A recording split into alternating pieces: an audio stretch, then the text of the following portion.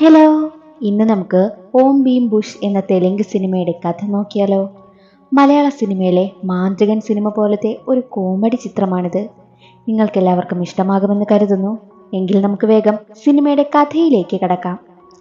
സിനിമയുടെ തുടക്കത്തിൽ ഒരു ഗ്രാമത്തിൽ കുറച്ച് മന്ത്രവാദികൾ പൂജ നടത്തുകയാണ്. അമാവാസിയായിരുന്നു അന്ന്. അപ്പോൾ ഒരു കോട്ടയിൽ നിന്നും ഒരു ആത്മാവ് പുറത്തേക്ക് വരുന്നു. എന്നാൽ മറ്റൊരു വശത്ത് ഒരു പ്രൊഫസറിനെ കാണിക്കുകയാണ്. പ്രൊഫസർ കുറച്ച് ദിവസങ്ങളായി റൂമിന് പുറത്തിറങ്ങിയിട്ട്. എന്താണ് പ്രശ്നമെന്ന് പ്യൂൺ ചോദിക്കുമ്പോൾ പ്രൊഫസർ ഒരു കഥ പറയും. ഒരിക്കൽ പ്രൊഫസറിനെ കാണാനായി 3 പേർ വന്നു. നായകനും ഫ്രണ്ട്സുമായിരുന്നു. അവർ PhD ചെയ്യാൻ ആഗ്രഹിക്കുന്നു. ഗൈഡായി പ്രൊഫസറിനെ തിരഞ്ഞെടുത്തെന്ന് പറയുമ്പോൾ പ്രൊഫസറും അതിന് സമ്മതിക്കും. എന്നിട്ടവർ ഹോസ്റ്റലിൽ താമസമാക്കി. കൂട്ടത്തിലൊരുത്തനാണെങ്കിലോ കഞ്ചാവാണ്. കഞ്ചാവ് അടിച്ച് പിച്ചും പേയും ഒക്കെ പറഞ്ഞുകൊണ്ടേയിരിക്കും. മറ്റൊരുത്തൻ ഓരോ എക്സ്പെരിമെന്റ് ഒക്കെ ചെയ്ത് മറ്റുള്ളവരെ പേടിപ്പിച്ചുകൊണ്ടിരിക്കും. എന്നാൽ നായകനാണെങ്കിലോ റിസർച്ചിന്റെ പേരും പറഞ്ഞ് ഒരു പെണ്ണിനെ റൂമിലേക്ക് കൊണ്ടുവന്ന് അവളുടെ ദേഹത്ത് കേബിളൊക്കെ കണക്ട് ചെയ്തിരിക്കുകയാണ്. യഥാർത്ഥത്തിൽ നായകനൊരു പ്ലേ ബോയിയാണ്. ആ പെൺകുട്ടിയാണെങ്കിലോ പ്രൊഫസറിന്റെ മകളായിരുന്നു. അതറിഞ്ഞ പ്രൊഫസറാണെങ്കിലോ 3 പേരെയും കോളേജിൽ നിന്നും പുറത്താക്കാനായി നോക്കുമ്പോഴോ ഡോക്ടറേറ്റ് എടുത്തിട്ടേ ഞങ്ങൾ പോകൂ എന്നവർ വാശിയിലാണ്. പ്രൊഫസർ ആണെങ്കിൽ സമ്മതിക്കാതിരുന്നപ്പോൾ അവർ കോളേജിൽ ഓരോ പ്രശ്നങ്ങൾ ഉണ്ടാക്കുവാനായും തുടങ്ങി. കുട്ടികൾക്കൊക്കെ കഞ്ചാവ് കൊടുക്കുക, കപ്പിൾസിന്റെ ഫോട്ടോയൊക്കെ എടുത്ത് ബ്ലാക്ക്മെയിൽ ചെയ്യുക, പ്രൊഫസറിൻ്റെതാണെന്ന് പറഞ്ഞ് ലവ് ലെറ്ററൊക്കെ ടീച്ചേഴ്സിന് കൊടുക്കുക. ഒടുവിൽ ഇവരെ കൊണ്ട് പ്രശ്നം കൂടി വന്നതിനാൽ ആ 3 പേർക്കും PhD സർട്ടിഫിക്കറ്റ് നൽകി പ്രൊഫസർ അവിടെ നിന്ന് അവരെ പറഞ്ഞുവിടും. അങ്ങനെ 3 സംഘം അവരുടെ വണ്ടിയിൽ യാത്രയായി. രാത്രിയായി. അന്നൊരു അമാവാസി ദിവസമായിരുന്നു. തുടക്കത്തിൽ കാണിച്ച ആ മന്ത്രവാദികൾ പൂജ നടത്തുകയായിരുന്നു. ഒരു പെൺകുട്ടിയെ അവർ തല്ലുന്നുണ്ട്. അത് 3 സംഘം കാണും. കൂടാതെ മന്ത്രവാദികൾ കാശും വാങ്ങുന്നുണ്ട്. ഇതുപോലെ മന്ത്രവാദം ചെയ്താൽ കാശുണ്ടാക്കാമെന്ന് ചിന്തിച്ച 3 സംഘം ഒരു ഗ്രൂപ്പ് ഉണ്ടാക്കി. അവരുടെ നോട്ടീസ് ആ ഗ്രാമത്തിൽ എല്ലാവർക്കും കൊടുക്കും. ആ ഗ്രാമത്തിൽ ഒരു കച്ചവടക്കാരി പെണ്ണുണ്ട്. അവളുടെ അടുത്താണ് കൂടുതൽ ആണുങ്ങളും എത്തുന്നതും. ആയതിനാൽ അവിടെയുള്ളവർക്കും നോട്ടീസ് കൊടുക്കും. ആ നാട്ടിലൊരു തലവനുണ്ട്. തലവന്റെ മകളെ നായകൻ കാണുകയാണ്. അവളാണ് കഥയിലെ നായിക. നായികയ്ക്ക് നോട്ടീസ് കൊടുക്കും. ആദ്യ കാഴ്ചയിൽ തന്നെ നായികയെ നായകന് ഇഷ്ടമായി. അന്ന് രാത്രി ഒരു സ്വാമിജി അമ്പലത്തിലെത്തി മണിയടിക്കുകയായിരുന്നു. അപ്പോൾ അവിടെയുള്ളവരെല്ലാം വീടിനുള്ളിലേക്ക് ഓടിപ്പോകും. എന്താണ് പ്രശ്നമെന്ന് നായകൻ തിരക്കുമ്പോൾ അവിടെ ഒരു കോട്ടയുണ്ട്, അതിനുള്ളിൽ ഒരു ആത്മാവുണ്ട്. അമാവാസി ദിവസങ്ങളിൽ ആത്മാവ് പുറത്തു വരുമെന്ന് പറയും. അത് കേട്ട നായകനാണെങ്കിലോ ഷോക്കായി പോകും.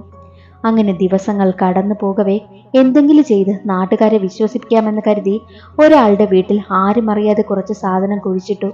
എന്നിട്ട് ഇവിടെ നിധിയുണ്ട് എന്ന് ഇൻഫർമേഷൻ കിട്ടിയെന്ന് പറഞ്ഞ് ആ വീട്ടിലെത്തി അത് കുഴിച്ചെടുക്കുകയാണ്. അതോടെ അടുത്ത ദിവസം മുഴുവൻ 3 സംഘത്തെ കാണാനായി ഒരുപാട് പേരെത്തി. അതും അവരുടെ കാണാതെ പോയ സാധനങ്ങളൊക്കെ കണ്ടെത്തി കൊടുക്കാനായി. ഒരു കപ്പിൾസ് എത്തി. അവർക്ക് കുട്ടികൾ ഉണ്ടാകുന്നില്ല. ഭർത്താവിന്റെ കുഴപ്പമാണെന്ന് പറയുമ്പോൾ ഭർത്താവിന് അരയ്ക്ക് താഴേക്ക് ഷോക്ക് കൊടുത്തു. പിന്നെ പ്രേതങ്ങളെയൊക്കെ ഓടിക്കുന്ന പരിപാടിയൊക്കെ സയൻസ് ടെക്നിക്ക് ഉപയോഗിച്ച് ചെയ്യുവാനായും തുടങ്ങി. അതോടെ ജനങ്ങൾക്കിടയിൽ നല്ല അഭിപ്രായമായി. ഗ്രാമത്തലവന് ഒരു ചിന്ന വീടുണ്ട്. അവിടുത്തെ മദാമയ്ക്കാണെങ്കിലോ പ്രേതബാധ വന്നപ്പോൾ മാറ്റിയത് ഈ 3 സംഘമാണ്. മാത്രവുമല്ല, കുഞ്ഞുണ്ടാകുന്നില്ലെന്ന് പറഞ്ഞ് വന്ന ആ കപ്പിൾസിനുണ്ടല്ലോ ഇപ്പോൾ ഭാര്യ ഗർഭിണിയും. അവർക്ക് ഒരുപാട് സന്തോഷമായി. അതോടെ 3 സംഘത്തിനെ നാട്ടിലുള്ളവർക്ക് ഒരുപാട് ഇഷ്ടമായി. ഇതൊന്നും അവിടെയുള്ള മന്ത്രവാദികൾക്ക് ഇഷ്ടമാകുന്നതേയില്ല. ഒരിക്കൽ ഉറങ്ങുകയായിരുന്ന നായകൻ ആരോ വിളിക്കുന്നത് കേട്ട് രാത്രി എഴുന്നേറ്റ് നടന്നു പോയപ്പോൾ ഒരു തീ കത്തുന്ന കളത്തിലാണ് അവൻ എത്തിയത്. പക്ഷേ അതവന്റെ സ്വപ്നമായിരുന്നു. അന്ന് രാവിലെ മന്ത്രവാദികൾ ഗ്രാമത്തലവന് മുന്നിലെത്തി. 3 സംഘം ഓരോ വീട്ടിലും കുഴിച്ചിട്ട സാധനങ്ങളൊക്കെ കൊണ്ടുവന്ന് നാട്ടുകാരെ പറ്റിക്കുകയാണെന്ന് തലവനെ കാണിച്ചു. ഇവർ സയൻസ് ടെക്നിക്കൊക്കെ ഉപയോഗിച്ചാണ് ഇങ്ങനെയൊക്കെ ചെയ്യുന്നതെന്ന് മന്ത്രവാദി പറയുമ്പോൾ എന്ത് ചെയ്തിട്ടാണേലും നല്ല കാര്യമല്ലേ അവർ ചെയ്യുന്നത് എന്ന് പറഞ്ഞ് നാട്ടുകാർ 3 സംഘത്തെ സപ്പോർട്ട് ചെയ്യും. തലവനാണെങ്കിലോ എന്ത് ചെയ്യണമെന്നറിയില്ല. അപ്പോൾ മന്ത്രവാദികൾ പറയും, എന്നാൽ ശരി, ഇവരത്ര വലിയ പുള്ളിക്കാരാണെങ്കിൽ ഗ്രാമത്തിന് പുറത്തുള്ള ആ കോട്ടയിൽ നിധിയുണ്ടെന്നല്ലേ പറയുന്നത്. അവിടെയുള്ള പ്രേതത്തിനെ കടന്ന് നിധിയെടുത്താൽ ഞങ്ങളെ ഗ്രാമം വിടാമെന്ന് മന്ത്രവാദികൾ പറയും. നിധിയുണ്ടെന്ന് കേട്ട് കണ്ണ് മഞ്ഞളിച്ച നായകനാണെങ്കിലോ പ്രേതത്തിന്റെ കാര്യമൊന്നും മൈൻഡ് ചെയ്യാതെ അതിന് സമ്മതിക്കും. ഞങ്ങൾ നിധിയെടുത്താൽ 90% ഞങ്ങൾക്ക് തരണം. പിന്നെ തലവന്റെ മകളെ എനിക്ക് കെട്ടിച്ചു തരണമെന്നും നായകൻ പറഞ്ഞു. തലവൻ അത് കേട്ട് ദേഷ്യം വരുമ്പോൾ കൂട്ടാളി പറയും, അഥവാ അവരാ സ്വർണം എടുത്താലും അതിന്റെ 90% മകൾക്ക് തന്നല്ലേ വരുന്നത് എന്ന് പറയുമ്പോൾ തലവൻ ഓക്കെ പറഞ്ഞു. അങ്ങനെ രാജകീയ മര്യാദയൊക്കെ നൽകി മൂവർ സംഘത്തെ ഗ്രാമവാസികൾ കോട്ടയിലേക്ക് അയച്ചു. കോട്ടയിലെത്തി അവരാണെങ്കിലോ അവിടെ മാകെ അരിച്ചു പറക്കിയപ്പോഴും മന്ത്രവാദം ചെയ്ത് കുഴിച്ചിട്ടിരിക്കുന്ന സാധനങ്ങളൊക്കെ മാത്രമാണ് കിട്ടിയത്. ഒരുമിച്ച് നോക്കിയാൽ പറ്റില്ല, 3 പേരും 3 വഴിക്ക് പോകാമെന്ന് തീരുമാനിച്ചു. അങ്ങനെ പോകുന്ന വഴിയിൽ ഒരാളുടെ പിറകിലൂടെ ഒരു രൂപം പോവുകയാണ്. അവൻ പേടിച്ച് അന്ന് ഉറങ്ങുവാനായില്ല. അടുത്ത ദിവസം അവൻ ആ രൂപം നേരിൽ കണ്ടു. ആ പ്രേതം അവനെ ഒരുപാട് തല്ലി, മറ്റൊരു കൂട്ടുകാരനെയും തല്ലി. എന്നാൽ നായകന്റെ മുന്നിൽ വന്ന പ്രേതമാണെങ്കിലോ ഒരു നിമിഷം അവനെ നോക്കിയിട്ട് അവന്റെ കവിളിൽ തലയോടിയിട്ട് മനോഹര സുഖമാണോ എന്ന് ചോദിക്കും. എന്നിട്ട് നായകന് മുന്നിൽ ഡാൻസ് കളിക്കുകയാണ്. അത് കണ്ട കൂട്ടുകാർ എന്താടാ ആ പ്രേതം നിന്നെ മാത്രം ഒന്നും ചെയ്യാത്തത് എന്ന് ചോദിക്കുമ്പോൾ എന്ത് ചെയ്യാനാ, എല്ലാവർക്കും എന്നെ ഇഷ്ടമാ എന്നായിരുന്നു നായകന്റെ മറുപടി. ഓ ശരി ശരി, ഒരു കാര്യം ചെയ്, ആ പ്രേതത്തിനോട് ചോദിച്ച് നിധിയുള്ളിടം മനസ്സിലാക്കാൻ കൂട്ടുകാർ പറയുന്നതനുസരിച്ച് അന്ന് നായകൻ പ്രേതവുമായി ഡേറ്റിങ്ങിന് പോകും പോലെ ഒരു ബൊക്കയുമായി പോകും. പ്രേതം സംസാരിക്കുമ്പോൾ ആണിന്റെ ശബ്ദം. ഇതെന്താ ആണിന്റെ ശബ്ദം? ഓ 400 വർഷം ഇവിടെയൊക്കെ കറങ്ങി നടന്ന് ആണിന്റെ ശബ്ദമായതാണോ എന്ന് ചോദിക്കുമ്പോൾ അല്ല, ഞാൻ ആണ് തന്നെയാണെന്ന് പ്രേതം പറഞ്ഞു. അത് കേട്ട് നായകന്റെ മനസ്സേ തകർന്നു പോയി. അക്കാര്യം ഫ്രണ്ട്സിനോട് പറഞ്ഞപ്പോഴോ അവർ കളിയാക്കി ചിരിക്കുകയാണ് ചെയ്തത്. അവർക്ക് ആ കോട്ടയിൽ നിന്നും ഒരു ബുക്ക് കിട്ടി. കോട്ടയെ സംബന്ധിച്ച കഥയായിരുന്നു അതിൽ. കേരളത്തിലെ ഒരു രാജാവിന് ഒരു മകനുണ്ടായിരുന്നു, സംബങ്കി.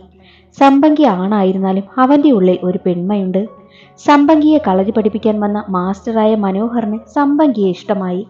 വിവാഹം കഴിക്കണമെന്ന ആഗ്രഹമായി. അക്കാര്യം സംബങ്കിയോട് പറഞ്ഞു. അവിടെ ജീവിക്കാനാകില്ലെന്ന് അവർക്കറിയാമായിരുന്നു. കാര്യം ആണും വിവാഹം കഴിക്കുന്നത് അവിടെ തെറ്റല്ലേ. അങ്ങനെ അവർ ആന്ധ്രയിലെ കോട്ടയിലേക്ക് വന്നു. പിന്നീട് ആ ബുക്കിൽ തുടർക്കഥയില്ല. അപ്പോഴാണ് ഒരു ഫോട്ടോ അവർ കാണുന്നത്, സംബങ്കിയുടെയും മനോഹറിന്റെയും ഫോട്ടോ. ഈ മനോഹർ മറ്റാരുമല്ല, നായകൻ തന്നെയായിരുന്നു. നായകന്റെ മുൻജന്മമായിരുന്നു മനോഹർ. അതിനാലാണോ പ്രേതം തന്നെ ഉപദ്രവിക്കാത്തതെന്ന് അവനും കൂട്ടുകാരനും മനസ്സിലായി. നിധി കണ്ടെത്താനായി മനോഹറിന്റെ വേഷമിട്ട് സംബങ്കിക്കടുത്തേക്ക് പോകാൻ കൂട്ടുകാർ പറയുന്നതനുസരിച്ച് നായകൻ അതേ വേഷത്തിൽ പ്രേതത്തിനടുത്തെത്തി. അവനെ പ്രേതം കെട്ടിപ്പിടിച്ചു. അന്ന് ഞാൻ ഈ കൊട്ടാരത്തിൽ നിന്നെ തനിച്ചാക്കിയിട്ട് എവിടേക്കാ പോയത് എന്ന് ചോദിക്കുമ്പോൾ അന്ന് ഒരു യുദ്ധത്തിന് പോയതാണ്, പിന്നെ മരണപ്പെട്ടെന്നറിഞ്ഞു. പക്ഷെ ഞാനത് വിശ്വസിച്ചില്ല. 400 കൊല്ലമായി ഞാൻ കാത്തിരിക്കുകയാണ് എന്ന് സംബങ്കി പറയും. അത് കേട്ട നായകന് വല്ലാത്ത സങ്കടം തോന്നി. സംബങ്കിയുടെ ആഗ്രഹം വിവാഹമായിരുന്നു. സംബങ്കിയെ വിവാഹം കഴിച്ച് ആത്മാവിന് മോക്ഷം നൽകാമെന്ന് നായകൻ തീരുമാനിക്കും. കൂട്ടുകാരോടത് പറയുമ്പോൾ അവരോടൊപ്പം ഉണ്ടായിരുന്ന ഒരു ഗ്രാമവാസി അത് കേട്ട് ഗ്രാമത്തിലറിയിച്ചു. ആണുമാണ് വിവാഹം കഴിക്കുന്നോ, അയ്യേ എന്നൊക്കെ നാട്ടുകാർ പറഞ്ഞു. അങ്ങനെ നാട്ടുകാരെല്ലാം കോട്ടയ്ക്ക് മുന്നിലെത്തി. നായകനോട് ചോദിക്കുമ്പോൾ ആഗ്രഹ സാഫല്യത്തിന് കാത്തിരിക്കുന്ന സംബങ്കിയെ താലികെട്ടി മോക്ഷം നൽകാൻ ഞാൻ പോവുകയാണ്. എങ്കിലേ അത് ഈ ഗ്രാമത്തിൽ നിന്ന് പോകൂ, പറ്റുമെങ്കിൽ സഹകരിക്കാനായി നായകൻ പറഞ്ഞു. അങ്ങനെ നാട്ടുകാരെല്ലാം ചേർന്ന് ഒരു കല്യാണം പോലെ ഡാൻസും പാട്ടുമായി എല്ലാം റെഡിയാക്കി. സംബങ്കി കല്യാണ പെണ്ണിന്റെ സ്ഥാനത്ത് ഒരുങ്ങിയെത്തി. അപ്പോൾ അവിടേക്ക് മന്ത്രവാദികൾ കടന്നു വരികയാണ്. സംബങ്കിക്കാണെങ്കിലോ അത് കണ്ട് ദേഷ്യം വരും.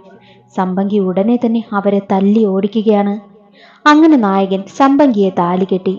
ആത്മാവിന് മോക്ഷം കിട്ടി പോകും മുമ്പ് നിധിയുള്ളിടം പറഞ്ഞു കൊടുത്തിട്ടാണ് പോയത്. നായകന് നല്ല സങ്കടമുണ്ട്. അങ്ങനെ നായകൻ നിധിയും എടുത്ത് തലവന്റെ മകളെ താലി കെട്ടി. ആ മന്ത്രവാദികളെ നാട്ടുകാർ മൊട്ടയടിച്ച് നാട് കടത്തുവാനായി നോക്കുകയായിരുന്നു. മൊട്ടയടിച്ച മന്ത്രവാദിയെ കണ്ടപ്പോഴോ ഇത് പരിചയമുണ്ടല്ലോ, ഇത് നമ്മുടെ കോളേജ് സീനിയർ അല്ലേ എന്ന് മൂവർ സംഘത്തിന് ഓർമ്മ വന്നു. പഠിച്ച പഠിത്തത്തിന് ജോലി കിട്ടാതായപ്പോഴാണ് ഞാൻ ഇങ്ങനെ ഒരു ഐഡിയ ചെയ്തതെന്ന് അവൻ പറഞ്ഞു. അങ്ങനെ 4 പേരും ഒന്നിക്കുകയാണ്. അതോടെ സിനിമ അവസാനിക്കുന്നു. ഇന്നത്തെ വീഡിയോ എല്ലാവർക്കും ഇഷ്ടമായെന്ന് കരുതുന്നു. ഇഷ്ടമായാൽ ഒന്ന് ലൈക്ക് ചെയ്ത് സപ്പോർട്ട് ചെയ്യാനും ചാനൽ ഇഷ്ടമായാൽ സബ്സ്ക്രൈബ് ചെയ്യാനും മറക്കരുതേ. അടുത്തൊരു സിനിമയുടെ കഥയുമായി കാണാം. അതുവരെ എല്ലാവർക്കും ബൈ.